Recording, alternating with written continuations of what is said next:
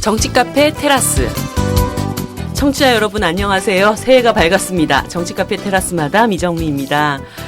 지난 한 해 동안 우리 국민들 너무너무 고생 많으셨는데 새해에는 더 기쁘고 즐거운 일 많이 찾아오도록 함께 노력해야 될 것 같습니다. 우리 김 대표도 새해 인사 한 말씀? 네. 상투적이지만 새해 복 많이 받으세요. 네. 올 한해는 그래도 복을 많이 받는 게 중요해요. 아니 우리 청취자분들 중에 테라스는 왜 이렇게 방송 중에 많이 웃으세요? 그러는데 올해는 정말 웃을 일이 정말 많아야 될 것 같아요. 네. 아무튼 웃어도 된다는 얘기를 들을 정도로 그렇지. 아무튼 2015년 한 해 동안 우리가 10손가락으로 꼽아도 모자랄 만큼 너무나 많은 사건 사고들, 거기다가 너무 국가적인 사태들, 메르스 사태부터 별의별 일이 다 있었습니다. 너무 굵직한 사건이 많아서 그러니까. 정리하기 힘들더라고요. 그러니까 10대 뉴스 이런 걸로 안 될 것 같아. 지금 아무도 안 하는 것 같은데 제대로. 맞다. 거기다가 연말에 네. 정말 우리 국민들의 정말 울분을 자아냈던 엄청난 사건이 있지 않았습니까? 네. 일본군 위안부. 예, 한일협상. 네. 예, 이 문제도 참 국민들이 정말 이렇게 국가가 외교적으로 이게 무능력한 건지 무책임한 건지 어떻게 악질적인 건지 어떻게 평가를 해야 될지 모르겠어요. 이게 예. 너무 많은 것들이 얽혀 있는 네. 느낌이 드는데 안에서 풀어야 되는 문제들도 있지만 저는 이거 보면서 그런 생각 많이 했거든요. 이거는 나중에 제주도에서 미국의 미사일을 쏘겠다 이런 생각 들더라고요. 그러니까 결국은 한미일 그렇죠. 공조 체제에 의한 이제 미국이 뒤에 있는 건데 그렇죠. 그러면 어쨌든 이건 굉장히 심각한 외교 문제인 거잖아요. 근데 연말에 계속 방송 3사가 다 똑같이 국민들이 외교적인 협상 결과에 대해서 약간 이해해야 한다. 설득하려고 서로 노력해야 한다. 이렇게 나오는데 정말 텔레비전 부수고 싶더라고요. 근데 처음에는 정말 이해해야 돼? 그랬다가 이해할 수 없어를 일본 정부가 다 까잖아 지금. 그렇죠. 네. 저건 이해할 수 없는 일입니다, 여러분. 이렇게 다 까 보여주고 있어요. NHK를 봐야 되겠어요. 이제 일본어도 공부해야 되나? 저요. 너무 어려워요. 힘들다 정말. 너무 여러 가지로 해야 된다. 가타카나 또 다 까먹었는데 어떡하지? 아무튼 정말 어려웠던 한 해를 잘 살아낸 여러분들께 내년엔 정치가 복만 많이 드릴 수 있도록 더 노력할 것을 다짐하며 정치카페 테라스 54번째 시작하겠습니다.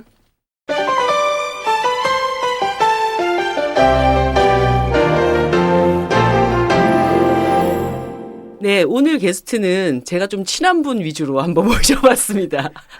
새해부터 이렇게 인맥 정치를 좀 해봤습니다. 좋습니다. 저하고 친하십니까? 그런데 참 이분이 천연기념물이에요. 21세기에. 팟캐스트라는 걸 한 번도 들어보신 적이 없답니다. 오. 예, 많은 분들에게는 새로운 사회를 여는 연구원 원장님으로 기억하실 텐데요. 요즘은 새로운 일에 몰두하고 계시면서 하루하루가 정신이 없으십니다. 새로운 일이 붙는 곳에만 다니시는 거예요, 그렇죠. 그러면? 예, 우리 김병건 사회혁신공간 대여.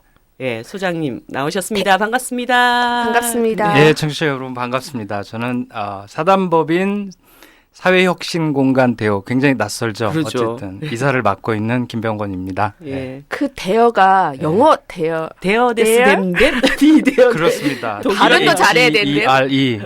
어느 분한테 대여의 상임 이사입니다. 그러니까 큰 물고기가 조직하고 대여? 무슨 관계가 있습니까? 혹시 낚시하는 단체 아니냐고 나한테 물어보더라고요. 혁신적으로 낚시를 해서 대여를 낚는. 그러게요. 예. 그런 뜻도 있었으면 좋겠어요. 저는 확 대다 이런. 네.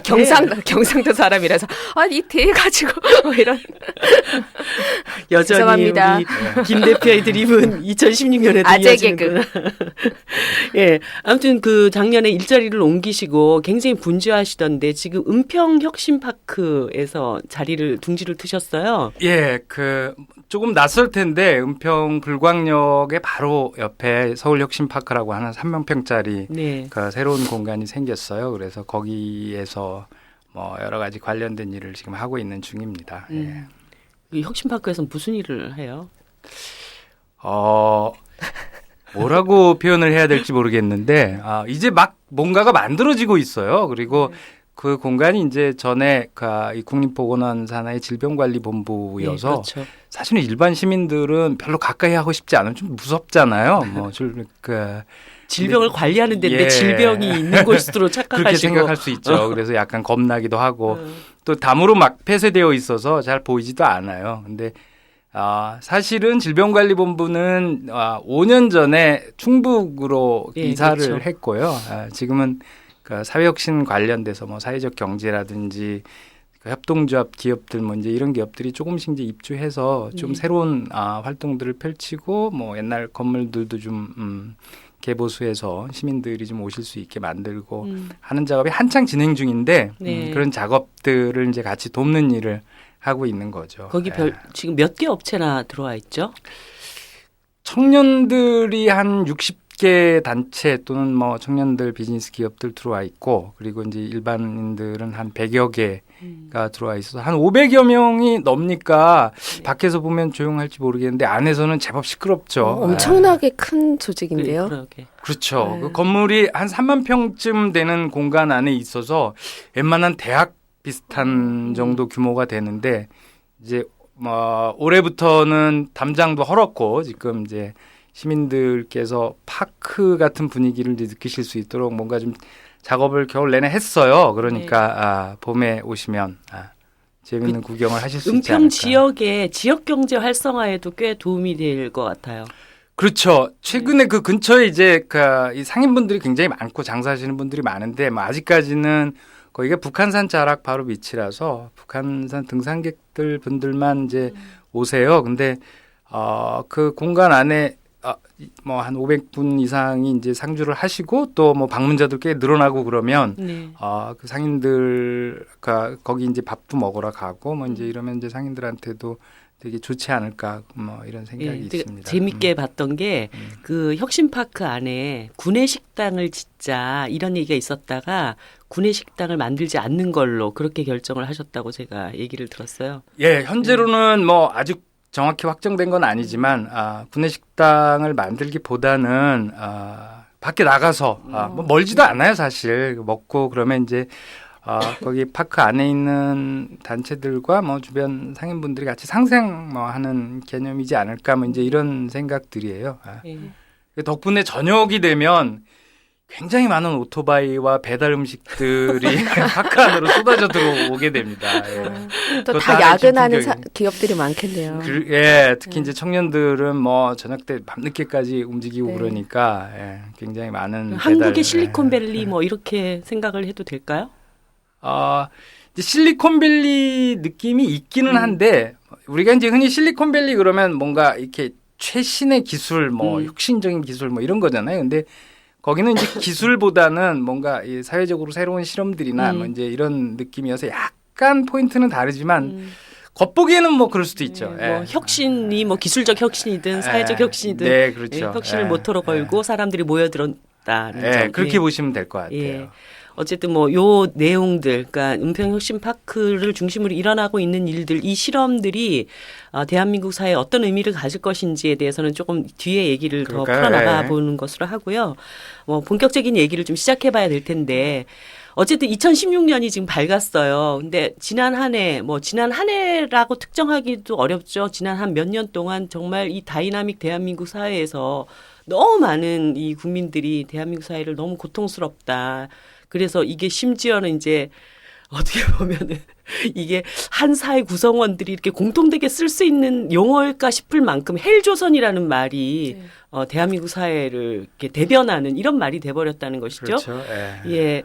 2016년 한 해를 또 우리가 살아가는데 이 헬조선이 여전히 지속될 것인지 아니면 그 헬조선보다 더한 헬이 지옥을 걷고 있잖아요. 무엇을 상상하든 그 이상을 보게 되는 연옥을 걷고 있는 기분이죠. 예, 그래서 아무튼 뭐 일단 내일을 살기 위해서는 지난 날을 또 우리가 한번 돌아봐야 되기 때문에 우리가 느끼는 헬조선의 실체 이런 것이 어떤 것인지 2015년 작년을 살면서 구체적으로 정말 대한민국이 이런 모습이 국민들에게 헬조선이라고 느낄 만했다. 이런 점들을 우리 셋이 좀 각자 한번 얘기를 해보면 좋을 것 같아요. 일단 김병만 선생님은. 예, 올해부터는 좀 즐겁고 좋은 얘기를 하려고 했는데 시작부터 굉장히 우울한 얘기를 시키네요. 예. 지난 연말에 청년들하고 좀 작은 프로젝트가 있어서 그 음. 친구들하고 이제 얘기할 기회가 있었는데 한 친구가 해주는 얘기가 있었어요. 그 친구가 동료들하고 뭔가 좀 뜻있는 모임을 하나 하고 싶었던 것 같아요. 그래서 그 모임을 해야 돼서 풀타임 아르바이트나 뭐 직장에 취직하기는 당분간 좀 어려워서 이제 파트타임을 구했나 봐요. 근데 네. 이제 지방에 사는 친구였는데 이제 아침 6시부터 뭐 오후 1시까지 하는 카페 일하고 그거 가지고는 뭐 안 돼 가지고 토요일 날 일요일 날 뭐 공장에서 하는 일 뭐 이렇게 해서 주말까지 해 가지고 굉장히 많은 아르바이트를 뛰었는데 이제 지방이다 보니까 서울에서 작은 방 하나 구하려면 월 50만 원 정도는 예, 보증금은 50에서 별도로 60, 예. 그렇다고 그러더라고요. 그래서 그거 내고 뭐 먹고 뭐 이런 것 좀 내고 나니까 계산해 보니까 7만 원이 남더래요. 그러니까 옷 살 돈도 없는 거죠. 그러면서 그 얘기를 담담하게 해주다가 막 펑펑 우는데 예. 이게 같이 막 이 울컥하거나 슬픈 느낌이 드는 게 아니라 상당히 황당한 느낌이 당혹스럽더라고요.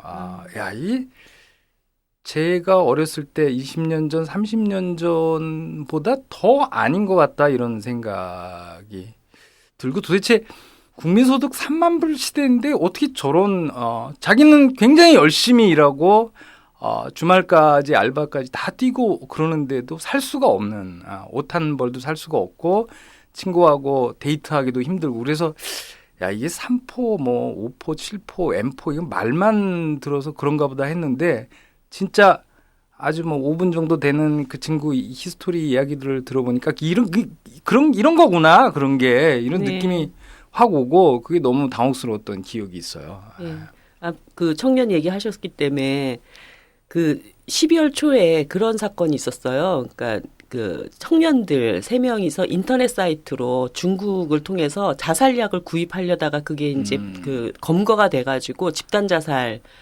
근데 이제 그 사람들이 이제 인터넷에서 함께 모일 때 세상에 낙이 없다. 그러면서 이제 가장 뭐 잘 죽을 수 있는 방법. 근데 이게 단순히 뭐 이거는 그냥 하나의 사건으로 이렇게 드러나서일 뿐이지 뭐 요즘 평균 하루에 6명씩 청년들 20, 30대 청년들이 자살을 하고 1년 동안 2,000명이 정말 미래에 대한 아무런 기대가 없기 때문에 내가 이렇게 더 이상 열심히 일을 해봐야 아무런 뭐 내 삶을 보장할 수 있는 미래가 없기 때문에 스스로 목숨을 끊는 이런 경우들이 이제 사실 청년 자살률이라고 하는 말이 지금은 굉장히 이제 일상사가 돼버린 사회가 됐잖아요. 그 새 모녀 자살과 그 새 청년의 자살이 그 똑같은 자살처럼 보이지만 풍경이 확 변한 게 있고 그 접근하는 방법도 이제 달라진 게 있는데 우리는 지금 그게 감지가 전혀 안 되는 거죠. 그러니까. 근데 제가 이제 이 사건을 보고 나서 대통령께서 뭐라고 이제 얘기를 했냐면 한마디로 그 베테랑의 유아인이 그런 대사가 나오잖아요. 정말 어이가 없네. 그러니까 이런 표현을 했어요. 지나친 비관과 비난의 늪에서 빠져나와야 한다. 도대체 이 지나친 비관과 비난에서 어떻게 빠져나와야 될지에 대한 방법을 달라고요. 근데 그냥 이런 언사로 이게 청년들의 자살에 대해서 야단을 치는 이게 정말 올바른 맞아요. 국가 수장이 해야 될 얘기인지. 지난 12월에 뭐 우리 방송 전에 잠깐 두산 인프라코 얘기했는데 네. 23살 뭐 명퇴 이런 얘기가 그냥 말이 아니라 실제잖아요. 제대로 취업을 해보고 퇴직을. 그러니까요. 명예가 없는 퇴직인데 왜 명퇴직? 명백한. 그 영화 레미제라블 그때 한참 흥행하던 때 생각났는데 네. 그때 칼폴라니 경제연구소 정태인 소장님께서 자기 페이스북에 그 레미제라블에 보면 그 거리에 이제 빈민층 아이들이 막 달라드는 풍경을 보면서 우리 애들이 저 거리 애들 같다고 그런데 저는 그때만 해도 그 말을 이해하지 못했어요. 근데 지금은 확 오는 거죠. 우리는 사실 그 시기에 지금 살고 있는 거예요. 헬조선의 풍경은 딱 그 레미제라블의 그 거리의 빈민 아이들, 청년들 같은 모습을 사실 살고 있는 거죠. 네. 2016년인데 또 이런 얘기를 해야 되나요? 아니, 저는 사실 2015년도에 여러 가지 충격적인 사건들 중에서 저한테 진짜 이렇게 이게 뭐지? 이렇게 느낀 사건이 하나가 있었는데 그게 뭐냐면 이제 동대문구에 그 성일중학교 안에 발달장애인들의 직업훈련센터를 이제 짓겠다고 했을 때 그 중학교 학부모들이 그것은 이제 극렬하게 반대를 했고 그 반대 이유가 이제 이런 표현이 있었어요. 아이들이 접하게 될 공포와 두려움을 우리들 어떻게 감수하라는 거냐. 그리고 동대문구에 우리가 못 사는 사람들이라고 여기다가 그런 장애인 시설을 짓냐. 이렇게 이제 얘기를 하셨어요. 그때 그 센터에 이제 아이들을 보내야 되는 학부모들이 강당에 무릎 꿇고 2, 30명 부모님들이 무릎을 꿇고 제발 이걸 짓게 해달라. 정말 그게 세월호 때 풍경하고 너무 겹치지 않던가요? 근데 이제 이게 한편에서는 그러면 그것을 반대하는 부모님들이 정말 저럴 수가 있냐 이렇게만 또 욕할 문제냐 저는 또 그렇게도 안 되는 거예요. 그러니까 이게 뭔가 이 사회가 하나의 공동체의 관계성이라는 것이 완전히 다 파괴가 됐구나. 서로가 서로의 어떤 입장과 이익에 서서 자신의 주장만을 하고 있는 그러니까 이게 무슨 아기 다툼의 사회도 아니고 정말 그런 공동체가 이런 식으로 계속 파괴되게 됐던 원인이 또 뭔가 이런 생각을 하게 되면은 네, 저도 그날 조희영 교육감님이 거기 이제 가서 끝장 토론하신 그날 생각나요. 그날 밤새 끝장 토론하러 이제 주민들하고 이제 그 강당에 모여 있는데 거의 다 못 들어가고 밖에서 이제 당사자들끼리만 이제 몇 명만 들어가서 끝장 토론을 하고 있고 밖에서는 이제 주민들과 뭐 기자들과 이렇게 쭉 이렇게 진을 치고 있었잖아요. 예. 저기 장애인 부모님들은 또 굉장히 또 막 마음 아파하고.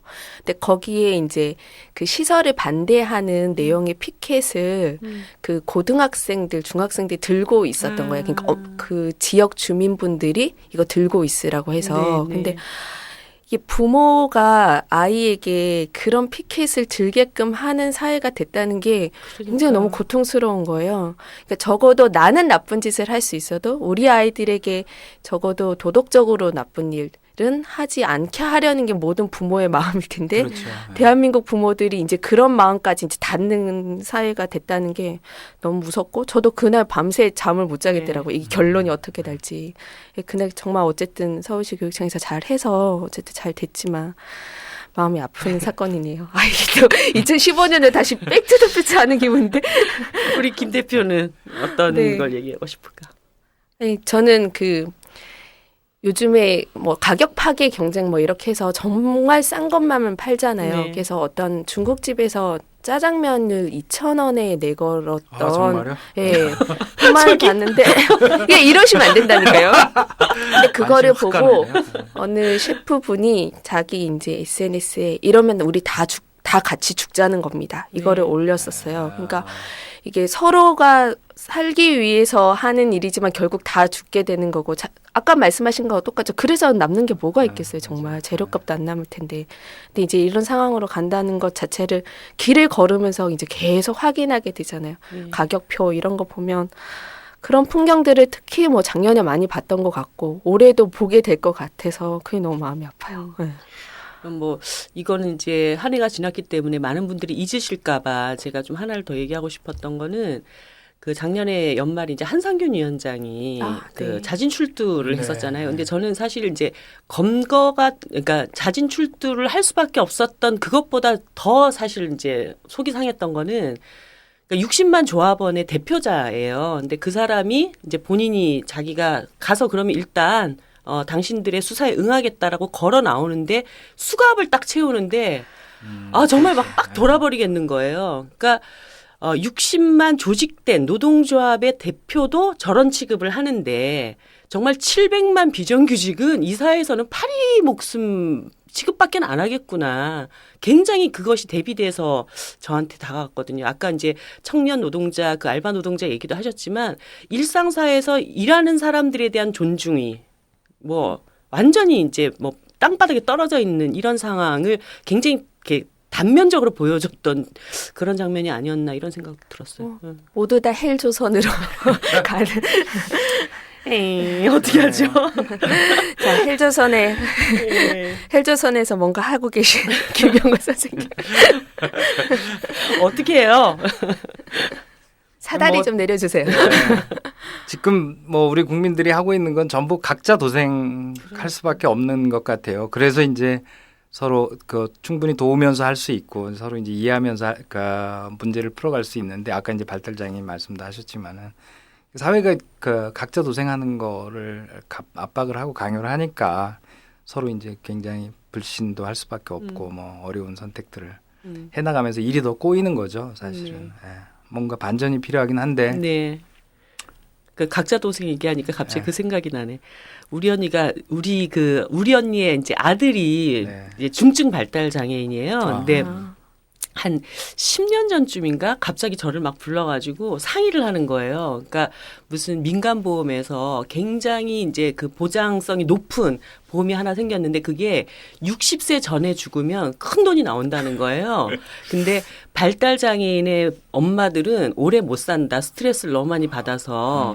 그런데 이 사회가 내가 죽고 나면 얘를 돌봐줄 수 있는 아무런 장치가 없기 때문에 내가 이 보험을 들어서 난 어차피 60세 전에 죽을 거니까 그리고 나면 이 보험이 나오면 이걸 가지고 아이를 이제 평생 이렇게 먹고 살 수 있는 그런 시설 같은 걸 네가 막 이런 얘기를 하는 거야. 내가 용어장을 쓰고 계시는데. 그래가지고 그런 거 들지 말라고 내가 10년 안에 이 세상을 바꿔놓을게 막 이랬던 기억이 나는데 벌써 이게 10년이 됐어요. 어떻게 해요? 네, 책임지셔야 되겠네요. 에이 속상하네. 어쨌든 이제 이런 사회에 대한 새로운 모색을 헬조선이 아니라 천국이 뭐야? 천국은 아니고 이제 지상으로 좀 올라가는 것만. 지상까지만 일단 올라갈까? 그러니까 지상으로만 예, 올라갑시다. 예, 뭐 이게 아무튼 평탄한 이 평지에서라도 살 수 있는 그런 조선으로 만들기 위해서 여러 가지 이제 고민들을 하시고 그 과정에서 사회 혁신에 대한 고민들을 하시고 이렇게 노력을 하시는데 그 선생님이 내신 얼마 전에 그 보고서를 한번 봤어요. 오픈랩 이라고 하는 실험을 했고 그 속에서 여러 가지 사회 혁신에 대한 아이디어, 방향성 이런 것들을 이제 고민을 하셨다는 보고서를 좀 봤는데 그 실질적인 작업들이 어떻게 진행됐고 뭐 그 과정은 좀 어땠는지 이런 얘기를 먼저 해주시면 좋을 것 같아요. 그러니까 전에는 이제 이렇게 지금 뭐 우리 헬조선 얘기하고 있지만 그래서 미래가 뭐야 뭐 어떻게 하면 좀 더 나아지는데 이제 이런 것들이 이제 사회 개혁이라는 이름으로 이제 전문가들이 모여서 머리를 짜내고 이제 똑똑하신 분들이 이른바 이제 마스터 플랜을 쫙 만들잖아요. 개혁 플랜 이래가지고 쫙 만들어가지고 이렇게 하면 우리 더 나아질 수 있어. 이제 이런 얘기들을 하는데 많이 해왔죠. 근데 잘 안 되는 거죠. 이제 생각보다 쉽지도 않고 또 그렇게 가지지도 않고 뭐 그러면 이제 반대로 생각을 해볼 수 있지 않을까. 그게 요즘 세상이 너무 복잡해지다 보니까 똑똑한 몇 사람이 아주 그림 같은 마스터 플랜을 그려서는 세상이 좀 안 바뀌는 게 아닐까? 뭐 이제 이런 의심을 해볼 수 있지 않을까요? 뭐 그런 생각이 들었어요. 그럼 반대로 이제 좀 너무 큰 마스터 플랜은 아니더라도 진짜 작은 우리 이제 실생의 생활 속에서 뭔가 바뀌는 것들을 좀 찾아서 그런 것들을 좀 발굴해 보자. 뭐 이제 이런 생각을 했던 거죠.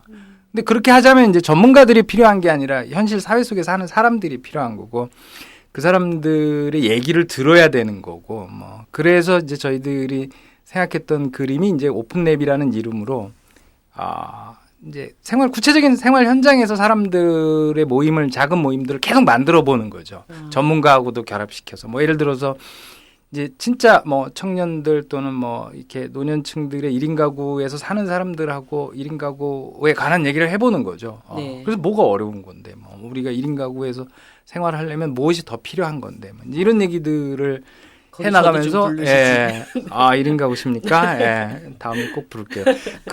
그러면서 이제 그림들을 좀 만들어 보고 그게 완벽한 그림은 아니지만 그분들이 뭐 전문가적인 트레이닝을 받고 그러시는 분들이 아니라 완벽한 그림들은 아니지만 뭔가 화두가 있을 거라고 저희들이 봤던 거죠. 그런 거를 저희들이 이제 한 수십 개 모임을 6개월 동안 만들어서 그분들에게서 나오는 키워드 중에 이런 것들은 진짜로 의미가 있고 가치가 있고 세상을 바꾸는데 도움이 될 만하다. 이제 이런 것들을 찾아내는 작업들을 한 6개월 동안 했고 그래서 한 100여 개의 키워드를 이제 만들어 봤어요. 그럼 6개월 동안 100개의 토론 모임이 돌아가는 건가요?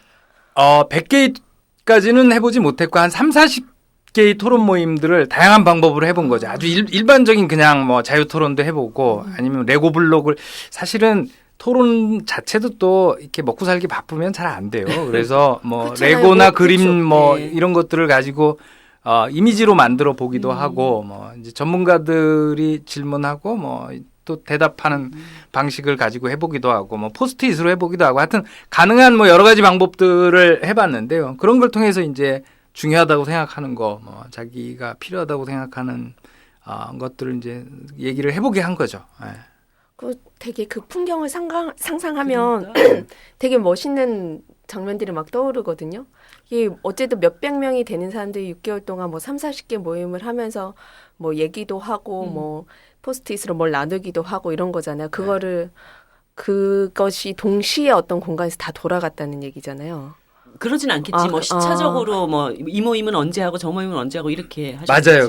근데 이제 그런 모임들이 조금 나름대로 성과가 있게 하기 위해서 저희가 이제 9분의 큐레이터, 이름을 이제 큐레이터라고 해서 네. 각 방면에 그래도 이제 전문가적인 이 소양이나 이제 활동 경험들을 가지신 분들을 이제 선정한 다음에 네. 그 9분들 보고 이제 그런 모임들을 계속 만들라고 요청을 드린 거예요. 그리고 네. 이제 저희들은 이제 그분들이 만드는 모임에 다 참여해서 그 내용들을 이제 기록하고 정리하고 네. 그게 이제 돌아가고 나서 이제 엄청나죠. 맨 마지막에 이제 그 큐레이터 분들이 다 모여서 그동안 토론하면서 나왔던 얘기들을 종합하는 이제 워크숍을 해서 그 키워드를 뽑아낸 거죠. 네.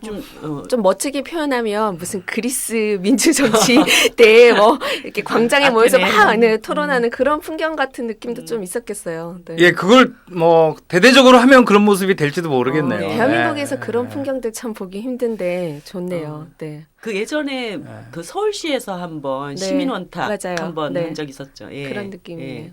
그래서 아무튼 6개월간의 작업을 통해서 한 100여 개를 이제 뽑아내셨다고 했는데 뭐 몇 가지 좀 소개를 해 주실 게 있을 것 같아요. 예.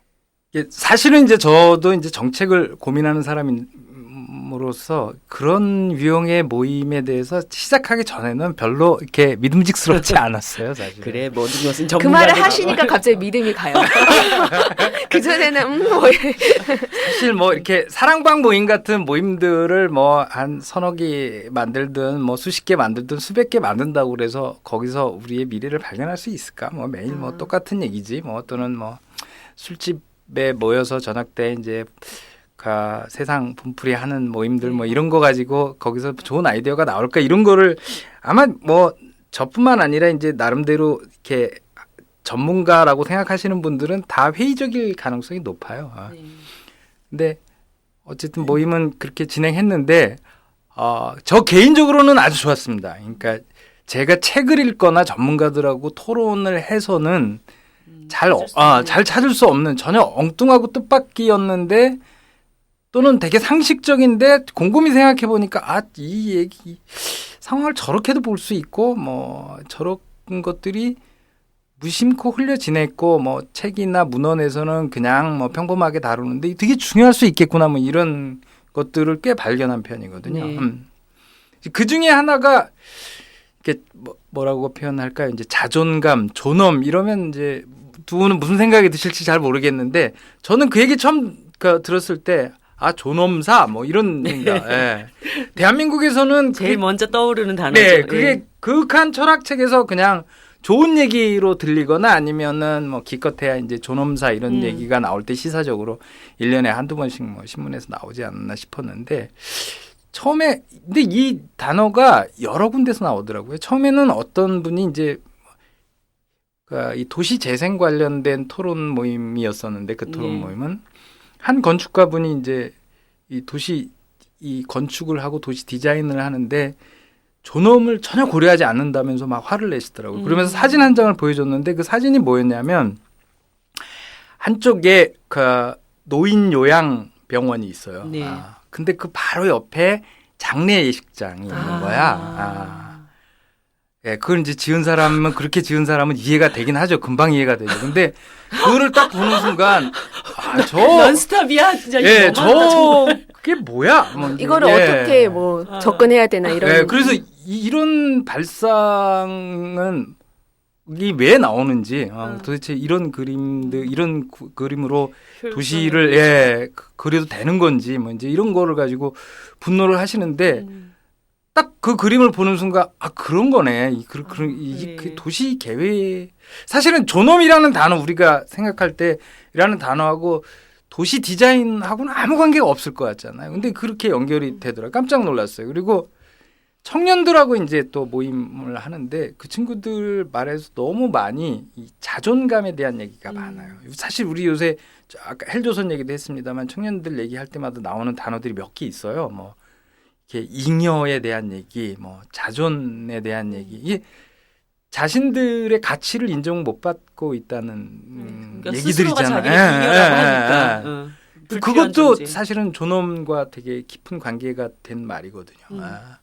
이제 그렇게 생각하니까 이 도덕책에서 그냥 흘려보내던 존엄이란 말이 다르게 다가오는 거예요. 네. 그죠? 그래서 다가와서 야 이게 진짜 중요한가라고 생각하면서 다시 이제 뭐 이렇게 잡지나 뭐 신문이나 뉴스페이퍼를 봤는데 이거를 전혀 엉뚱한 곳에서 또 이 단어를 발견한 거예요. 뭐냐면 여러분도 이제 아시는 것지만은 청취자분들도 유럽에서 지금 이제 그리스나 스페인 이런 데가 이제 실업률이 네. 청년 실업률 기준으로는 50%가 넘고 이제 일반 실업률도 20%가 넘잖아요. 되게 힘들잖아요. 근데 2012년 이후에 스페인에서 매년 3월이면 마드리드에서 대규모 시위를 해요. 네. 근데 그 시위 사진을 봤는데 플랜카드 맨 앞에 뭐라고 써 있냐면 존엄을 위한 행진이라고 써 있어요. 그 신문 기사에서도 그 신문 기사의 타이틀은 이 2012년부터 매년 하는 작년에도 물론 했죠. 네. 시위의 이름은 존엄 시위라고 불리는 거예요. 그러니까 이게 그래서 어떤 식으로 시위를 그럼 하나요? 시위 자체는 똑같죠. 행진하는 거죠. 거리 시위하고 정부한테 복지해달라고 그러는 건데 스페인만 하더라도 이제 어느 정도 이렇게 복지 국가가 되어서 뭐 노인 연금이나 이런 것들 다 받고 살다가 경제가 갑자기 어려우니까 국가에서 이제 복지를 계속 축소를 하겠죠. 그래서 어떤 이제 그리스 같은 경우는 어떤 이 70된 분이 몇 년 전에 우리식으로 말하면 국회의사당 앞에서 권총 자살을 한 사건이 있었어요. 근데 그분이 이제 유서를 써놨는데 뭐냐면 본인은 60세까지 치과 의사를 하면서 나름대로 중산층으로 대접받으면서 살았는데 그 후에 이제 당연히 노인연금 시스템에 의해서 그 70대 이후에도 나름대로 자기의 가치와 이 품위를 유지시키면서 살 줄 알았는데 네. 갑자기 정부에서 복지를 다 대규모 축소를 한 거예요. 그러다 보니까 이제 이분 느낌에는 이러다가는 죽기 직전까지 쓰레기통을 뒤지면서 사는 삶을 살지도 모르겠다. 이런 이제 공포와 두려움이 오다 보니까 그렇게 사느니 그냥 죽는 게 낫겠다. 이제 이런 유서를 쓰고 자살을 한 거죠. 권총 자살. 그러니까 자기가 이후의 삶을 존엄 있게 살 수 있도록 국가가 만들어주지도 사회가 만들어주지도 못한다는 것에서 오는 불안과 두려움이 이 존엄에 대한 문제, 자기 품격에 대한 문제, 자기 삶의 가치에 대한 두려움과 미래에 대한 불확실을 이제 만들어낸 거죠. 거기서도 이제 존엄에 대한 얘기가 나오면서 이게 그냥 흘려드릴 수 있는 얘기가 아니구나. 이제 이런 것들이 꿰지더라고요. 네. 예. 아니 그 자존 말씀하셨을 때 제가 이제 그 생각이 문득 드는데 무상급식 논쟁이 한참 있었을 때 그때 이제 학교에서 소위 기초수급권자 아이들 자녀들한테 학교에서 이제 빵하고 우유를 그 학교끼리 이제 다 나눠주는 저녁밥을 집에서 못 먹으니까 이제 그 아이들만 불러가지고 이거를 나눠준다는 거예요. 근데 그 초등학교 그 학교 교문 앞에 그 빵과 우유가 다 버려져 있대요. 그러니까 애들이 그거를 받긴 했지만 정말 학급 아이들 다 있는 데서 누구 불러가지고 거기서 애들한테 그걸 나눠주는 거예요. 그러니까 내가 굉장히 못 사는 집 아이다라는 거. 그리고 나는 그렇게 해서 학교에서 주는 이 빵으로 저녁을 때워야 된다라는 거를 사람들 앞에 다 그렇게 이제 공개를 하고 그걸 받아가니까 그러네요. 도저히 자기는 그 빵을 먹을 수가 없었던 거예요. 그러니까 자존이라는 게 이 어린아이들한테도 이제 그러면서 결국 그거를 다 쓰레기통에 버리고 갔던 그러면서 무상급식이 얼마나 중요한 문제인가 이런 얘기들을 다시 막 했던 기억이 다시 나네요. 예. 이런 생각이 드는데 이런 얘기들을 하면 저희들은 다 이해하잖아요. 그게 얼마나 모욕적인 일인지. 근데 제가 가끔 아주 나이 드신 분들, 특히 보수적인 어르신들하고 얘기를 하면 그 할아버지 할머니들이죠. 그렇게라도 주는 게 어디야 이런 얘기를 하는 거예요. 그래서 저는 항상 이 차이는 어디서 올까? 왜 한 60대는 아니고 한 70대 이상의 분들은 뭐라도 받으면 되는 거지 왜 그걸 보려해야 돼 이런 생각이 되게 있으시고 우리만 해도 저는 40대지만 그렇게 하는 건 아니잖아 이런 게 있다는 생각을 하면서 이게 뭘까 생각해 보니 그래도 대한민국이 이제 해방 이후에 전쟁 이후에 민주화됐던 시기를 거치면서 저희는 민주적으로 학습이 어쨌든 돼 있는 거예요. 그러니까 어떤 일을 할 때 그것이 사람의 무엇까지 고려해야 되는지를 어쨌든 쭉 지난 민주화 과정에서 우리는 밟아왔고 그게 우리 안에 내재된 거고 그런 경험이 없는 세대 이미 뭐 10대와 20대를 보낸 분들은 그게 상관이 없는 거죠. 그러니까 똑같이 겪는 풍경이 한국전쟁 이후의 풍경과 비슷한 것 같은데 그때 그 20대인 사람들과 지금 20대의 이 차이가 있고 그렇다면 이제 그거를 이제 문제를 푸는 방식도 과거의 방식과 달라야 되는 것 같은데 그럴 때 이제 지금 김병건 선생님이 얘기한 어떤 사회 혁신 그리고 이제 인간의 존엄이라는 주제를 가지고 이제 사회를 혁신해 보려는 작은 실험들 이런 건 좀 새롭게 시도될 만한 그런 가치가 있는 것 같아요. 예, 맞아요. 지금 이제 60대 이후분들을 이제 탓할 수도 없는 게 그분들이 어렸을 때 또는 그분들이 이제 젊으셨을 때는 사실은 이제 인간의 품위나 품격 이전의 생존 그 자체의 그렇죠, 문제가 그렇죠. 되게 심각한 먹고 사는 게 되게 어려운 뭐 보릿고기 얘기 뭐 이런 얘기들 우리 많이 듣지 않습니까?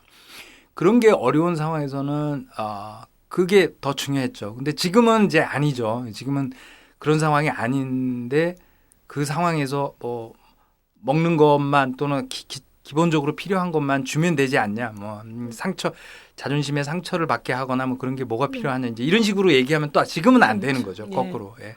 아까 말씀 잘하셨는데 사실은 존엄의 문제가 우리가 이제 많이 논쟁이 됐던 이 선별복지하고 관계가 있어요. 그러니까 소위 이제 낙인 효과라고 그러잖아요. 사람들에게 가난을 증명하게 만들어서 이 복지를 주는 방식이 다른 어떤 걸 떠나서 사람들에게 자기 자존심을 훼손하는 행위를 시키는 것이잖아요. 아까 이제 빵 나눠주는 것도 말씀하셨지만은 그 급식이나 이런 걸 할 때 뭐 예를 들어서 쉽게 우리 때도 이제 그랬거든요. 뭐 이렇게 새해가 되면 이제 아마 3월 달에 또 그럴지도 모르겠는데 학생들에게 특히 초등학교 어린 학생들에게 종이를 한 장 주잖아요. 자기 가족 재산 써와야 되고 아버지 직업 써와야 TV 되고. 있는지 없는지. 예, 우리 때는 TV 냉장고 뭐 이런 거. 손을 들게 했어. 맞아요. 공개적으로 손 들게 했어요. 예, 그런 차라리 그냥 종이로 써오라 그러면 나은 편이네요. 예. 그런 거를 써서 내는 학생들이 얼마나 그거 쓰면서 자존심에 상처를 받고 이런 거를 생각 안 하잖아요. 더더구나 지금은 그런 거를 굳이 학생들한테 그렇게 요구할 필요 없어요. 그리고 그걸 왜 물어보는 거야 학교에서. 텔레비전 있는지 자가용 있는지를. 그게 교육하고 무슨 상관이 있는 거야. 예, 그런 걸 너무 쉽게 생각하는 거죠. 그 학생들이 그런 거를 쓰면서 무슨 생각을 할지를 고려하지 않고 뭐 그런 것도 되게 아무리 초등학생이지만 자존의 문제하고 존엄의 문제에 대해서 아무 생각이 없이 그냥 하던 대로 하는 그 모습이 아닐까 이런 생각도 들고요. 예. 아니 그리고 사실 뭐 우리나라 교육이 아무리 개판이라고 해도 뭐 지금 대한민국 사회에 요즘은 약간 이제 수치가 떨어지긴 했지만 70% 이상이 다 대학 교육까지를 다 받는 그렇죠. 예, 사회가 되어 있지 않습니까? 그러면 그 안에서 기본적으로 개인의 권리 그리고 이 사회가 어떻게 돌아가야 되는지에 대한 인식 정도는 상당히 높아져 있다라는 거죠. 근데 실제적으로 이게 사람들의 어떤 구성원들의 인식 수준에 쫓아가지 못하는 어떤 제도나 국가 운영의 마인드나 이런 것들 때문에 이 갭 때문에 사람들이 더 고통스러운 것 같아요. 그 얘기 하시니까 김병건 선생님이 쓴 그 보고서에 있는 구절이 떠올라요.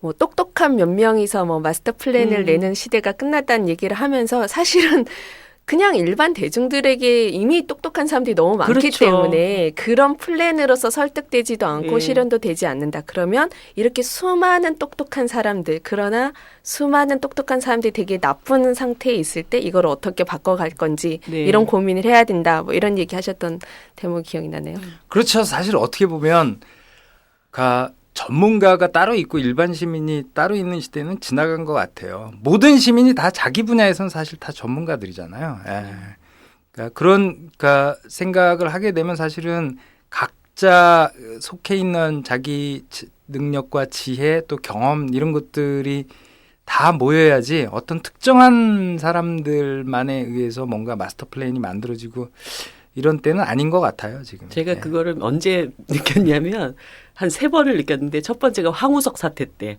온 국민이 12번 염색체를 다 맞아요. 아는 거야. 두 번째 천안함 사태 때 온 국민이 잠수정의 기능과 시스템을 다 알아. 그다음에 광우병 사태 때.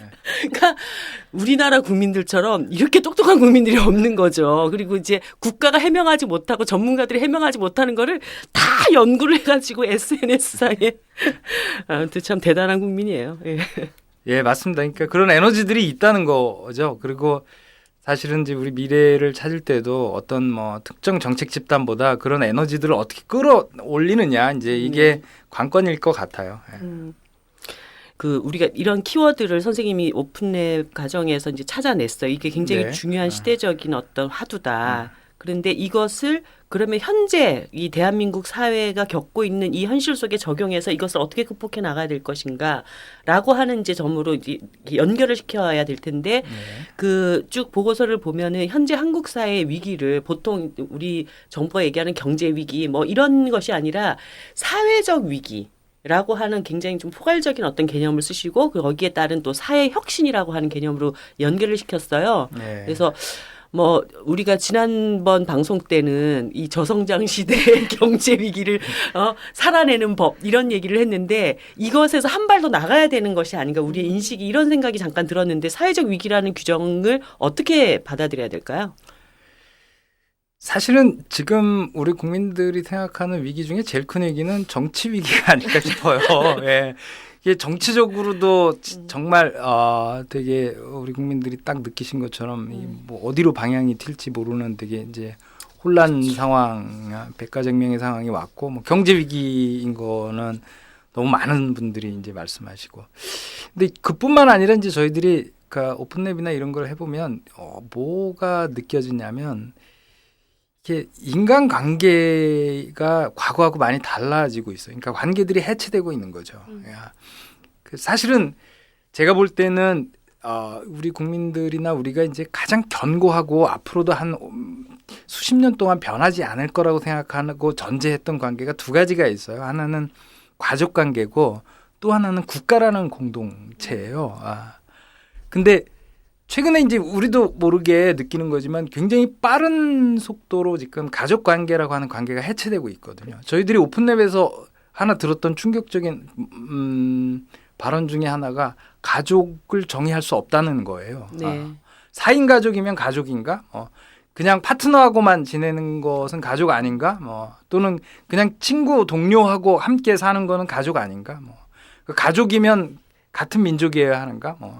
다민족 다문화 가정 얼마든지 있고 그러면 가족의 정의가 뭔가 이런 거에 대해서 우리 머릿속에는 은근히 이제 엄마 아빠 있고 아이들 이제 둘 있는 4인 가족을 전형적인 가족으로 보고 나머지는 전형적이지 않는 가족으로 보잖아요. 근데 진짜 4인 가족이 전형적인가? 뭐 지금은 이런 거의 없죠. 네, 4인 가족 흔들린다고요. 오히려. 네. 그러면 가족이 뭔데? 이렇게 뭐 혈연으로 묶여져 있으면 가족이야? 뭐 혼인 신고를 했으면 가족이야? 이런 것들이 흔들리고 있거든요. 네. 그리고 또 하나는 국가에 대한 것도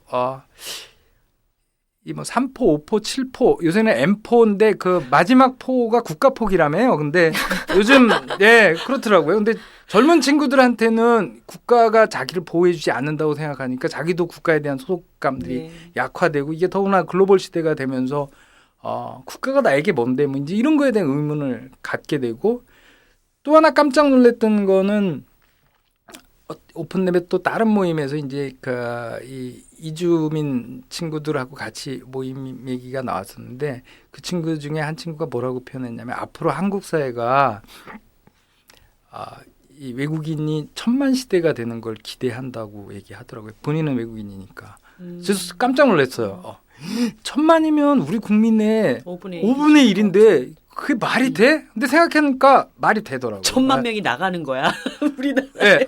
제가 한 7, 8년 전에 연구를 했을 때 우리나라 외국인이 불법 체류자까지 다 합쳐서 한 90만 되는 통계를 만들었던 적이 있는데 최근에 통계를 다시 보니까 한 200만 나오더라고요.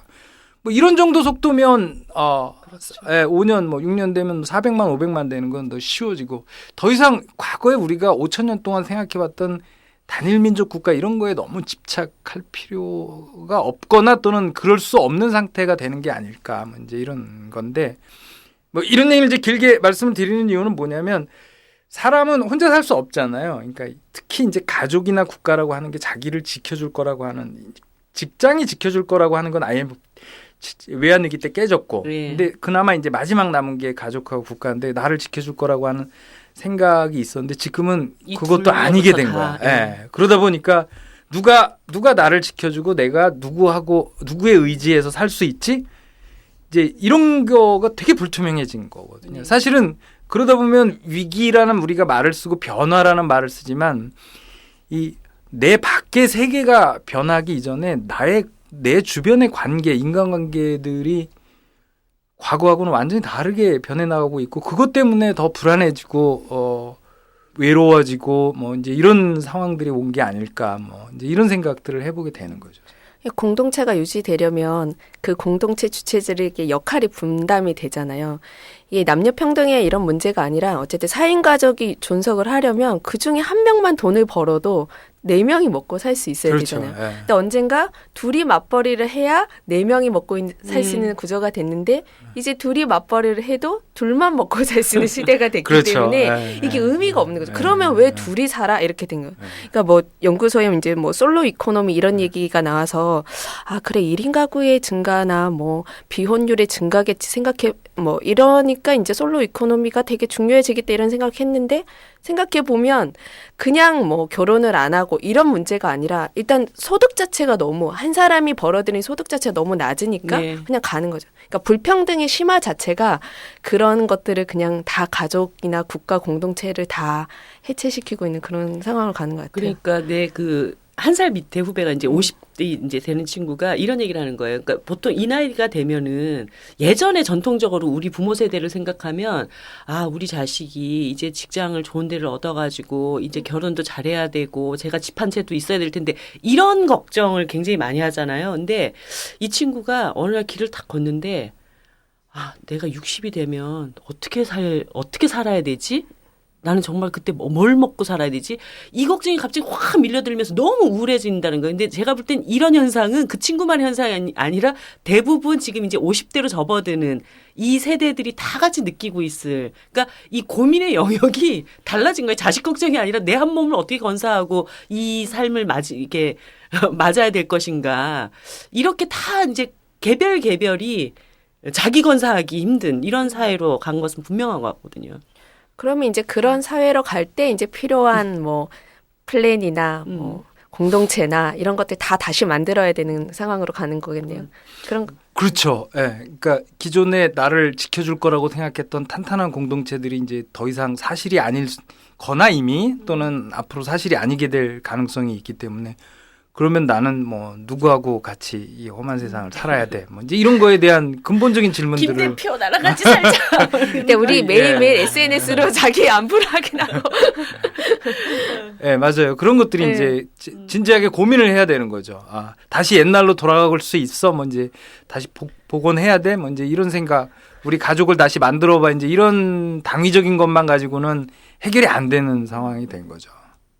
더 재밌는 거는 그러니까 이건 이제 뭐 복지 정책이든 뭐든 뭐 국가나 지자체가 이제 이걸 정책을 통해서 보완해 줘야 되는데 이 기존의 정책은 늦게 가잖아요. 이게 제도가 이제 늦게 바뀌는데 기존의 정책은 복지 정책이다 만약에 그러면 그거는 4인 가족을 대상으로 되어 있어요. 그러니까 개인인 경우 이게 해당이 안 돼. 이제 그래서 뭐 일전에 싱글세 이런 얘기가 나온 거잖아요. 그러니까 사실은 싱글로 사는 사람들이 굉장히 많아졌고 우리가 25%가 1인 가구라고 하는데 그것도 사실은 5년 전 얘기예요. 2010년에 12년? 통계낸 거. 10년 통계고 이제 올해 여러분들 아마 작년에 여러분들 저 인구 센서스 다시 하셨을 텐데 그거 통해서 이제 올해 다시 뭔가 결과가 나오면 훨씬 더 높아졌을 거예요. 근데 그 혼자 사는 사람들은 복지 혜택이 제일 적어요. 근데 실제로 1인 가구 혼자 사는 사람들이 살기가 제일 어렵거든요. 맞아요. 복지를 많이 줘야 되는데 오히려. 복지는 혜택이 없는 거죠. 이제 저희 이런 시스템이 이제 저희 문제예요. 어머니가 저 대학 때 자취 내보낼 때 네. 물건 준비하면서 그러더라고요. 둘이 사나 하나 사나 필요한 거는 똑같다고. 맞아요. 돈 많이 드신다고 막 투덜투덜 하시면서.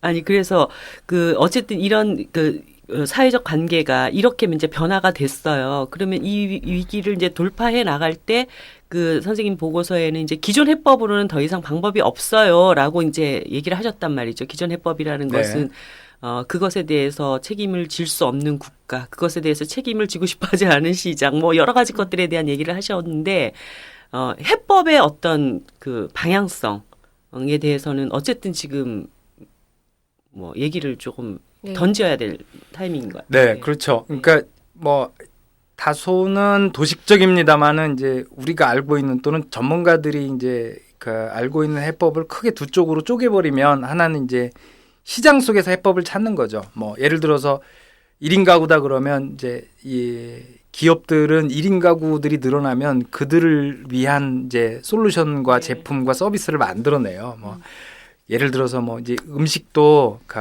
1인 가구를 위해서 포장도 아주 작게 만들어가지고 팔 수 있도록 뭐 그런 거 만들어내잖아요. 근데 시장의 해법은 뭐가 문제냐면 돈이 있는 사람들에게는 시장 해법이 아주 잘 먹혀 들어가는데 돈이 없으면 기업들은 시장은 그런 사람은 상대 안 해요. 우리가 경제학에서 수요 공급 곡선 그리는데 수요자 그러면 모든 걸 다 필요한 사람들의 필요 양을 수요라고 생각하기 쉽지만 경제학에서는 그렇게 안 보고 구매력이 있는 돈을 가지고 있는 사람의 수요는 수요고 돈이 없는데 먹을 거 입을 게 다 필요한 거는 수요로 보지 않거든요.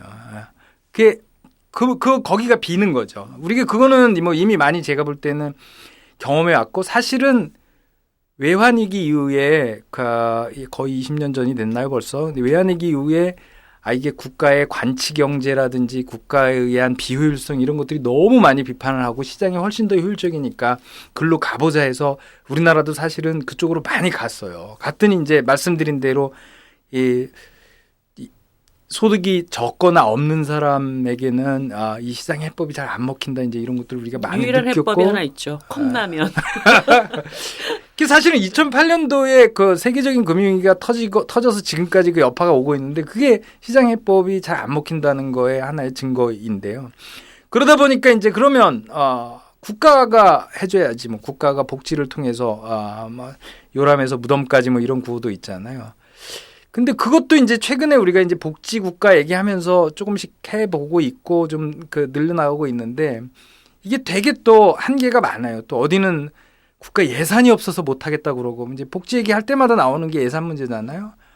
그러니까 돈이 없다, 뭐 이제 그럼 세금을 더 걷어야 된다, 이제 이런 얘기 나오고 또 큰 그 복지들은 뭐 어떻게 해결해 줄 수 있는데 구체적인 그 작은 복지들은 또 해결이 안 되고 이제 이러면서 나타나는 문제점들이 우리가 지금 이제 보고 있는 문제이고 그래서 이거 두 개 말고는 그러면 해법이 없는 거냐 진짜 뭐 이제 이런 거에 대한 문제의식에서부터 사회혁신 뭐 이런 얘기가 나왔던 것 같아요. 네.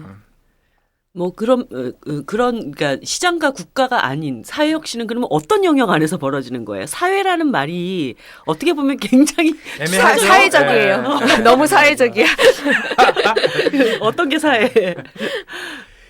그러니까 최근에 서울을 중심으로 해서 이제 이른바 마을 만들기, 뭐 마을 공동체, 뭐 이런 얘기들 이제 다시 되잖아요.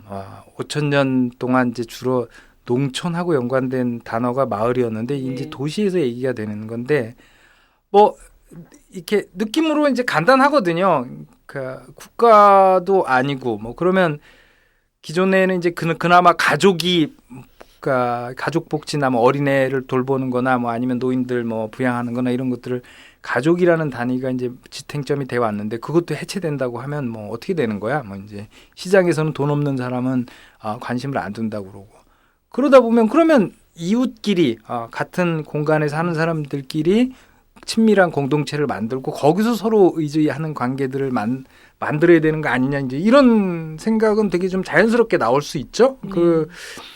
그러다 보니까 이제 그래서 나온 아이디어 중에 하나가 이제 마을 만들기였고 마을을 옛날 농촌으로 돌아가자는 게 아니라 이제 새로운 형태의 주위가 같이 사는 삶의 공동체 속을 만들어서 거기서 이제 서로 의지하는 구조들을 다시 짜야만 하는 게 아닐까 뭐 이제 이런 아이디어들이 나올 수밖에 없는 거죠. 그래서 그런 뭐 사실은 그 전에 이미 조금씩 나왔던 이제 공동육아라든가 그런 것도 사실 비슷한 아이디어 네. 중에 하나라고 이제 할 수가 있을 텐데요.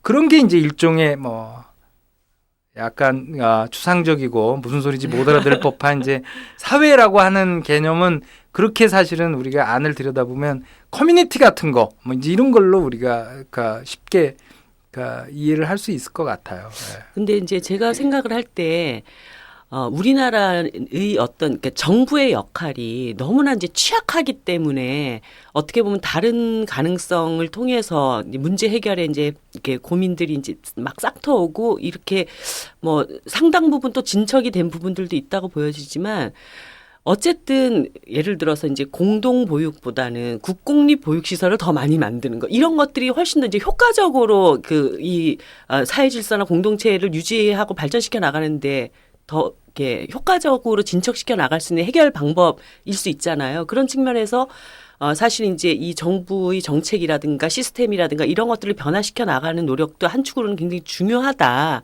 그런데 그럼에도 불구하고 이쪽 편에다가 더 이제 여러 가지 고민의 무게를 두는 것은 사실 이 정부의 역할이 필요 없다는 것은 아니실 거라고 보여져요. 예, 물론이죠. 그럴 때 이제 이것이 갖는 의미가 이 전체적인 사회 시스템을 변화시키는데 어떤 중요한 포인트가 있는지 이런 것이 좀 더 저는 그것이 충분히 더 설명이 돼야 된다라는 느낌을 많이 받았거든요.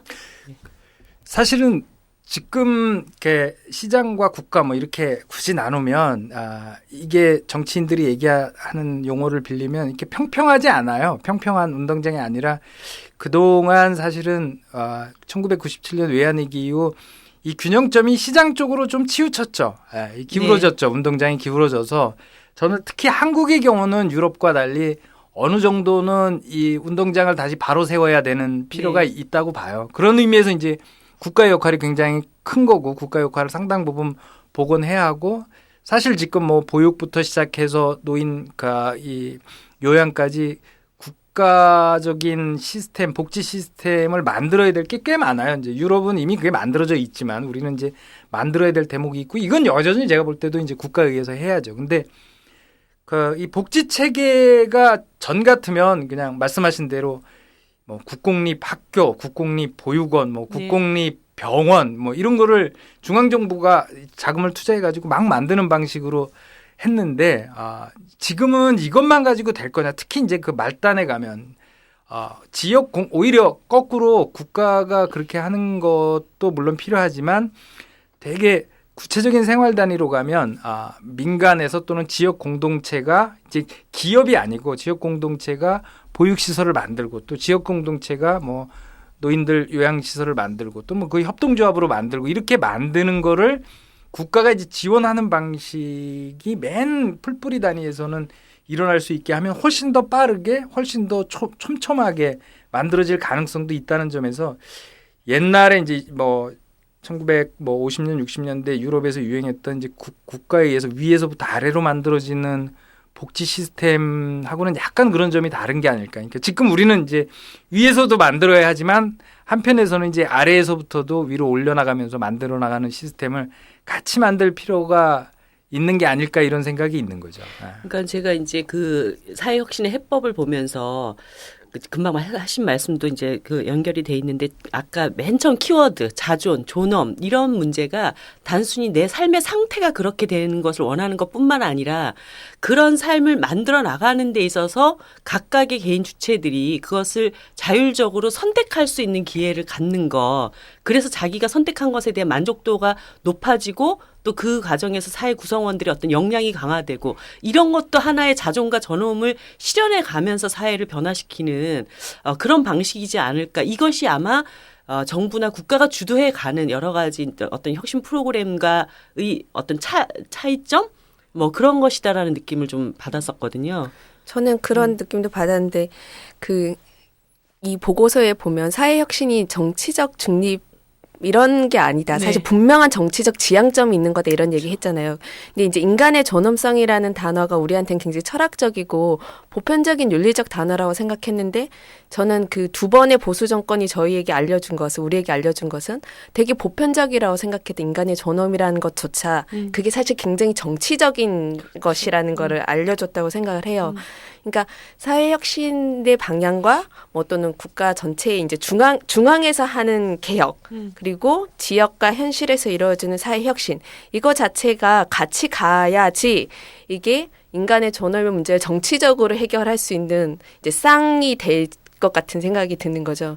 예, 그런 점에서 예전에 뭐 이게 풀뿌리 민주주의가 더 중요하다, 뭐 지역 조직이 더 중요하다 이런 것과 그래도 중앙 정치가 중요하다 이런 구도는 이제 그렇죠. 아닌 것 같고 오히려 한국은 일본보다 훨씬 더 그런 면에서는 여전히 중앙 정치가 강해서 오히려 이쪽을 좀 키우면 중앙 정치가 더 이렇게 힘을 발휘할 수 있는 조건도 만들 수 있지 않을까 이런 네. 생각이 들어요. 네. 예, 그 뭐 아마 맞을 겁니다. 그러니까 저희들 이제 표현으로는 위로부터의 개혁하고 이 아래 사회 혁신은 주로 이제 아래로부터의 개혁이라고 표현할 수도 있는데 그게 같이 가야 할 것 같아요. 그만큼 요즘 세상이 복잡해진 거죠, 사실은.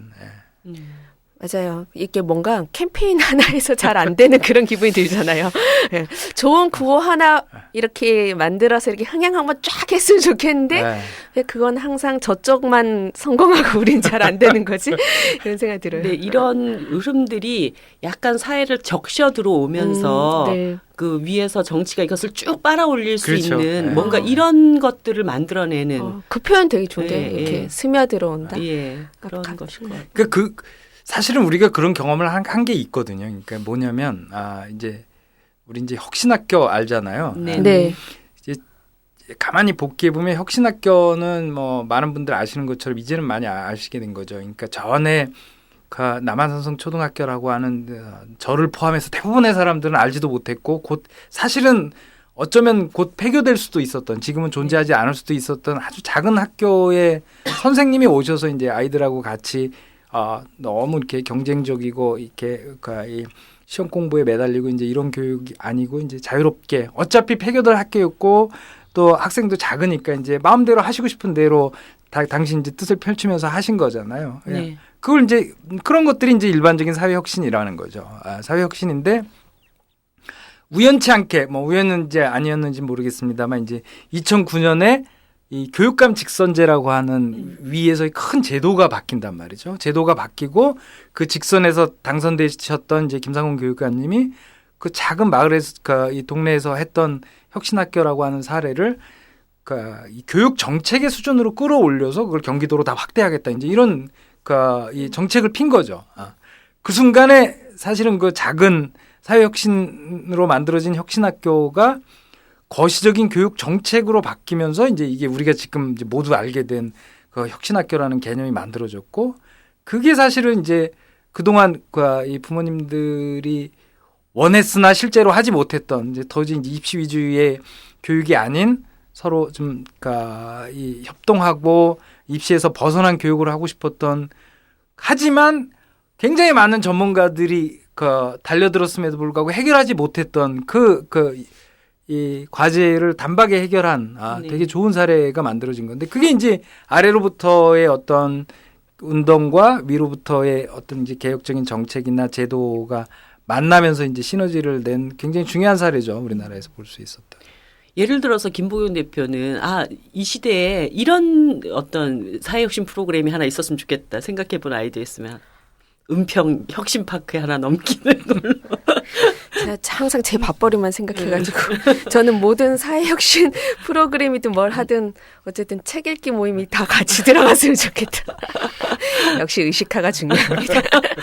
아니 저는 어떤 생각이 들었냐면 이제 옛날에 우리가 의식주가 이제 기본이다 이런 얘기를 하다가 어떤 시점을 지나면서 이제 먹고 입는 것 정도는 해결됐지만 주택, 교육, 의료가 중요합니다. 이런 얘기를 했잖아요. 근데 저는 요 근래에 좀 생각이 달라진 거예요. 그러니까 뭐 저도 이제 뭐 1인 가구인데 주변에 막 해리 도시락 이런 것들 보면 정말 너무 막 속이 상하죠. 그러니까 소위 청년들 1인 가구, 청년들뿐만 아니라 1인 가구들 중에서는 독거노인들도 이제 상당수가 있는데 아까 말씀하셨듯이 일정하게 이제 품위를 유지하면서 1인 가구의 식사를 이렇게 책임질 수 있는 이런 사람들 이외에는 거의 진짜 이 먹는 문화가 개판 5분 전이 됐다고 난 봐요. 정말 아무거나 먹어야 되는. 네, 그렇죠. 예. 그래서 다시 의식주로 돌아간 거 아니냐. 정말 이렇게 제대로 사람이 갇혀서 먹을 수 있는, 먹으면서도 내가 인간으로서의 어떤 존엄을 느끼면서 식사를 할 수 있는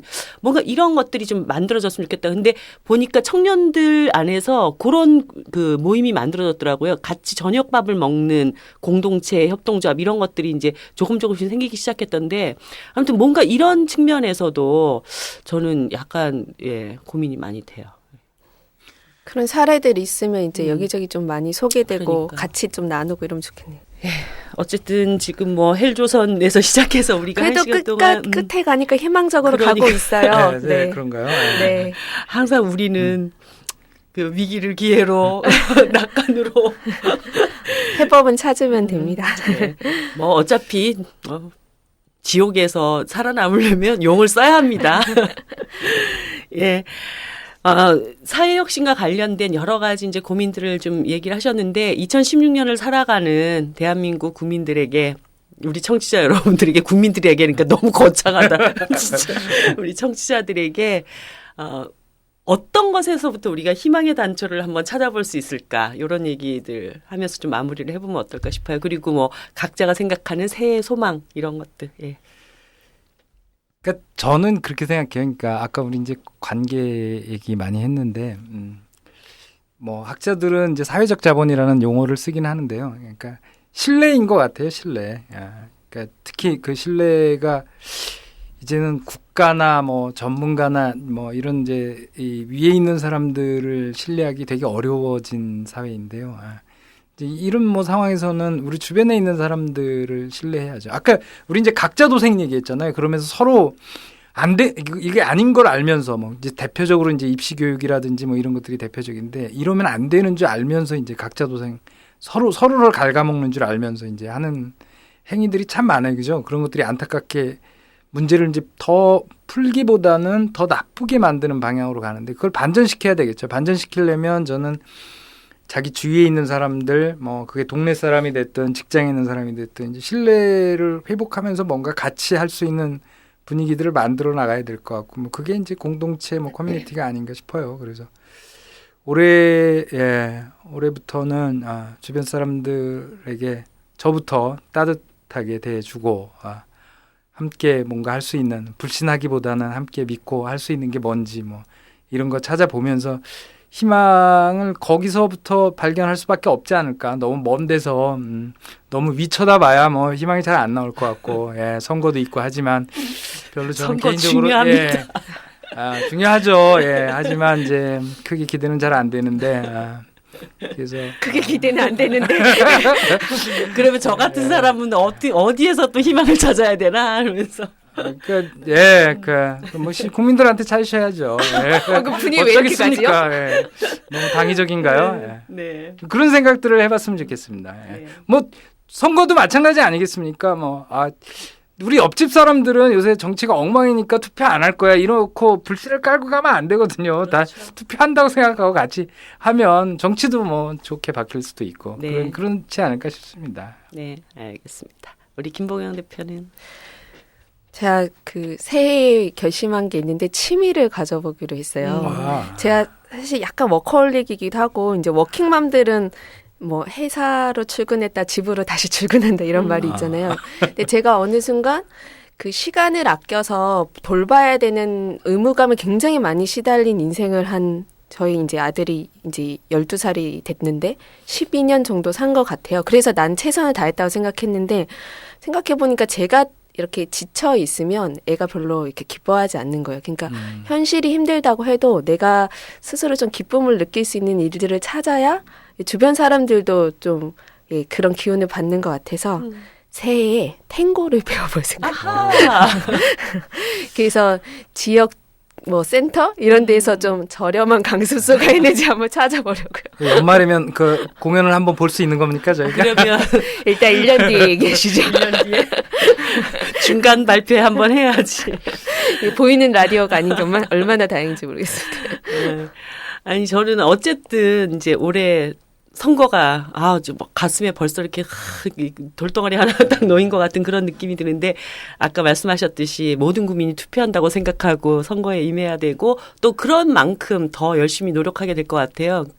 어떤 분이 민주주의가 약해질수록 불평등은 예가 아니라 정상이 된다 이런 이제 말씀을 하셨는데 그런 불평등이 정상이 되지 않는 정의로운 사회를 만들기 위해서 정의당이 또 더 열심히 노력해야 되는 그런 한 해가 되지 않을까 이런 생각이 듭니다. 좀 응원 좀 많이 해주세요.